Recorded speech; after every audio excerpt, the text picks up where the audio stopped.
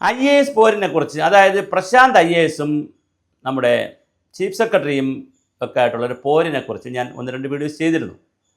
പക്ഷേ ഇപ്പോൾ അത് ചെയ്തു കഴിഞ്ഞപ്പോഴാണ് IASകാരുടെ ഇടയിൽ നിന്നും പ്രശാന്ത് വർക്ക് ചെയ്ത ഓഫീസുകളിൽ നിന്നും എനിക്ക് ചില വിവരങ്ങൾ കിട്ടിക്കൊണ്ടിരിക്കുന്നത്. അത് കിട്ടിയപ്പോൾ ഒരു വീഡിയോ കൂടി ചെയ്യണമെന്ന് തോന്നി. ഇത് പ്രശാന്ത് കളക്ടറായിരുന്നപ്പോഴാണ്. അദ്ദേഹം LLBക്കാരനാണ്, വളരെ ഡൈനാമിക്കാണ്, നല്ല പേഴ്സണാലിറ്റി ഉള്ള ഒരാളാണ്, നല്ല ആൾ കാണാനും നല്ല ഹൈറ്റും പൊക്കവും ഒക്കെ ഉള്ള ഒരു പേഴ്സണാലിറ്റി ഉള്ള ആളാണ്. അപ്പോൾ അദ്ദേഹം ഹൈറ്റും പൊക്കവും അല്ല പേഴ്സണാലിറ്റിയുടെ ഇൻഡെക്സ്, എന്നാലും ഞാൻ പറഞ്ഞതാണ്. കാണാനൊരു പൊക്കവും തടിയൊക്കെ ഉള്ള നല്ലൊരു പേഴ്സണാലിറ്റി ഉള്ള ആളാണ്. അദ്ദേഹം കോഴിക്കോട് കളക്ടറായിരുന്നപ്പോൾ കുറച്ച് ബഹളങ്ങളൊക്കെ ഉണ്ടാക്കി കോഴിക്കോട് ബ്രോ എന്നൊരു പേരുണ്ടാക്കിയെടുത്തു.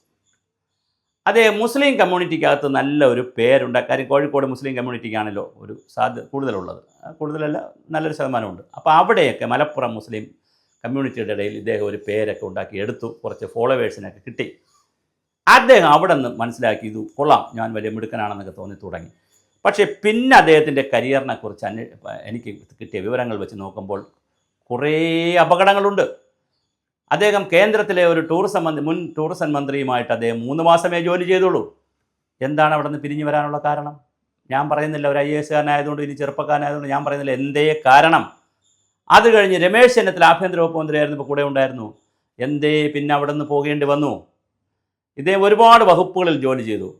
ആ വകുപ്പുകളിലെ സ്ത്രീകൾക്കും ഒരുപാട് കഥ പറയുവാനുണ്ട്. ജൂനിയേഴ്സായിട്ടുള്ള സ്ത്രീകളുടെ കഥകൾ അത് ചെയ്താൽ തന്നെ ഒരു വീഡിയോ ഒക്കെ ഉള്ളതുണ്ട്. ഒരുപാട് കഥകൾ പറയുന്നുണ്ട്. ഇദ്ദേഹത്തെ സംബന്ധിച്ചിടത്തോളം അത് മാത്രമല്ല, കോഡ് ഓഫ് കോണ്ടാക്റ്റ് അറിയാത്ത ആളാണോ? നിയമം പഠിച്ചിട്ടുള്ള ആളല്ലേ? അപ്പോൾ കോഡ് ഓഫ് കോണ്ടാക്റ്റ് അനുസരിച്ച് ഹയർ ഓഫീസർമാരെക്കുറിച്ചും അല്ലെങ്കിൽ ഗവൺമെൻറ്റിനെക്കുറിച്ചുമുള്ള പരാതികളുണ്ടെങ്കിൽ അല്ലെങ്കിൽ നിരീക്ഷണങ്ങളുണ്ടെങ്കിൽ അത് സോഷ്യൽ മീഡിയയിൽ പോസ്റ്റ് ചെയ്യാൻ പാടില്ലല്ലോ. അത് പരാതിയായി എടുത്ത് അകത്ത് കൊടുക്കേണ്ടതാണ്. തൻ്റെ ഹയർ ഓഫീസറെക്കുറിച്ച് പരാതി ഉണ്ടെങ്കിൽ, ഹയർ ഓഫീസർമാരെക്കുറിച്ച് പരാതി ഉണ്ടെങ്കിൽ, തനിക്ക് എന്തെങ്കിലും അനീതിയോ നീതികേടോ കിട്ടുകയാണെങ്കിൽ, തനിക്കെതിരെ വരികയാണെങ്കിൽ അത് അകത്ത് പ്രോസസ്സിലൂടെ ചെയ്യുകയല്ലാതെ ഗവൺമെൻറ്റിനെയും വ്യക്തികളെയും അധിക്ഷേപിച്ചുകൊണ്ട് പോസ്റ്റ് ഇടാൻ പാടില്ല. പോസ്റ്റ് ഇട്ടു, അത് അദ്ദേഹത്തിൻ്റെ ഒരു ബലമായിരിക്കും. അദ്ദേഹം പലപ്പോഴും പറയുന്നൊരു സെൻറ്റൻസ് ഉണ്ട്, ഞാൻ മത്തങ്ങയും തേങ്ങയും ചക്കയും മാങ്ങയും കൊടുത്തൊന്നും അല്ല IAS കിട്ടിയത്, ചക്കക്കുരു കൊടുത്തല്ല, ഞാൻ പഠിച്ചാണ്. അതൊരു അഹങ്കാരത്തിൻ്റെ ഭാഷയാണ്. എല്ലാവരും പഠിച്ച് തന്നെയാണ് IAS കിട്ടുന്നത്. പഠിക്കാതെ ഇവിടെ ഒരാളിനും IAS IPS കിട്ടിയതായിട്ട് നമുക്കറിയില്ല, സിവിൽ സർവീസ് കിട്ടിയതായിട്ട് അറിയില്ല, PSCയിൽ ഞങ്ങളുടെ പഴയ നാട്ടിൻപുറത്തെ ആളുകളോട്, ഈ സർക്കാർ ഉദ്യോഗസ്ഥരോട് കാര്യങ്ങൾ ചോദിക്കുമ്പോൾ നിങ്ങളെന്താണ് കുറച്ചുകൂടെ നീതിയായിട്ട് പ്രവർത്തിക്കാത്തതെന്ന് ചോദിക്കുമ്പോൾ, ഒരു ജനപക്ഷമൊക്കെ കാണിക്കേണ്ടതെന്ന് ചോദിക്കുമ്പോൾ ഉടൻ പറയും ഞാൻ PSC വഴി വന്നതാണ്, ഞാൻ PSC ടെസ്റ്റ് എഴുതി വന്നതാണ്, ഞാൻ UPSC ടെസ്റ്റ് എന്ന് പറയുന്നൊരു അഹങ്കാരമുണ്ട്. ഞാൻ ചക്കക്കുരു കൊടുത്ത് വന്നതല്ല, ഞാൻ PSC ടെസ്റ്റ് എഴുതി, ഞാൻ മാനേജ്മെൻറ്റ് കോട്ടയിൽ വന്നതല്ല, മെരിറ്റ് കോട്ടയിൽ വന്നതാണെന്ന് പറയും. മെരിറ്റ് കോട്ടയിൽ വന്നാലും മാനേജ്മെൻറ്റ് കോട്ടയിൽ വന്നാലും ചക്കക്കുരു കൊടുത്ത് വന്നാലും എങ്ങനെ കൊടുത്താലും ജനങ്ങളെ സേവിക്കാനാണ് വന്നിരിക്കുന്നത്. അവിടെ കയറിക്കഴിഞ്ഞാൽ ജനസേവകരാണ്. അപ്പോൾ ആ രീതിയിൽ വളരെ കൃത്യമായി ചില നിരീക്ഷണങ്ങൾ പ്രശാന്തിനെക്കുറിച്ച് വന്നിട്ടുണ്ട്. പിന്നെ ഒരു ട്രോളുണ്ട്, ഞാനത് ട്രോളായിട്ട് എടുക്കാം. ഇനി ശ്രീ പ്രശാന്ത് ഇത് കണ്ടിട്ട് എന്നോട് പിണങ്ങരുത്. ഒരു ട്രോളുണ്ട്. നമ്മൾ ചില ആളുകളെല്ലാം കോഴി പോയി കഴിക്കും, കോഴിയെ കടയിൽ പോയി വാങ്ങി കഴിക്കും, അല്ലെങ്കിൽ ഹോട്ടലിൽ പോയി.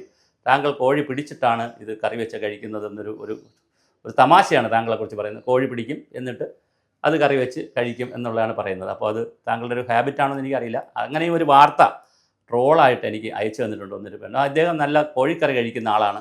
പക്ഷേ കോഴി കഴിക്കുന്നത് അദ്ദേഹം സ്വന്തമായി കോഴി പിടിച്ചിട്ടാണ്. അപ്പോൾ ഞാൻ ചോദിച്ചത് അങ്ങനെ ഫാമുണ്ടോ? അപ്പോൾ ഫാമല്ല, അദ്ദേഹം മോഷ്ടിക്കുമെന്നല്ല, അപ്പോൾ അദ്ദേഹം തന്നെ സ്വന്തമായിട്ട് പ്രിപ്പയർ ചെയ്ത് കഴിക്കും, അതൊരു ഹാബിറ്റാണെന്നുള്ള നിലയിൽ പറഞ്ഞു.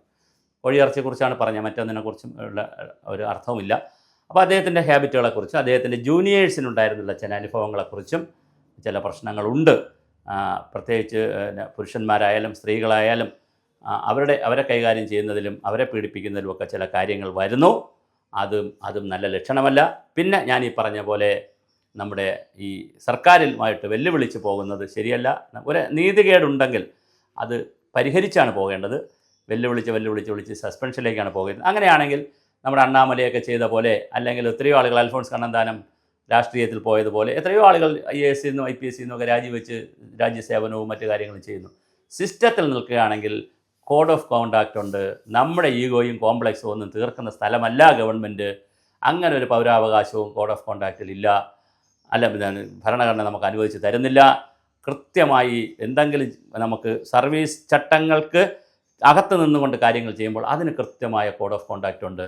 അതുകൂടി താങ്കൾ പാലിക്കണം. താങ്കൾ ഈ പബ്ലിസിറ്റി മാനിയ കണ്ടുകൊണ്ട് കാര്യങ്ങളിൽ ഇടപെടരുത്. ഞാൻ ഒരു കാര്യം കൂടെ പറഞ്ഞ് അവസാനിപ്പിക്കാം. ഗാന്ധിജിയും പിന്നെ നാരായണ ഗുരുവും തമ്മിൽ കണ്ടപ്പോൾ ഗാന്ധിജിയോട് ചോദിച്ചു, എന്താണ് അങ്ങേക്ക് പറയാനുള്ള സന്ദേശം എന്ന് പറഞ്ഞപ്പോൾ ഗാന്ധിജി പറയുന്നൊരു വാക്കുണ്ട്, നമ്മൾ അധികാരത്തിലേക്ക്, ഈ പദവികളിലേക്ക്, ഈ പോസ്റ്റുകളിലേക്ക്, പ്രത്യേകിച്ച് IAS എന്ന് പറഞ്ഞാൽ വളരെ അധികാരമുള്ള പോസ്റ്റാണ്.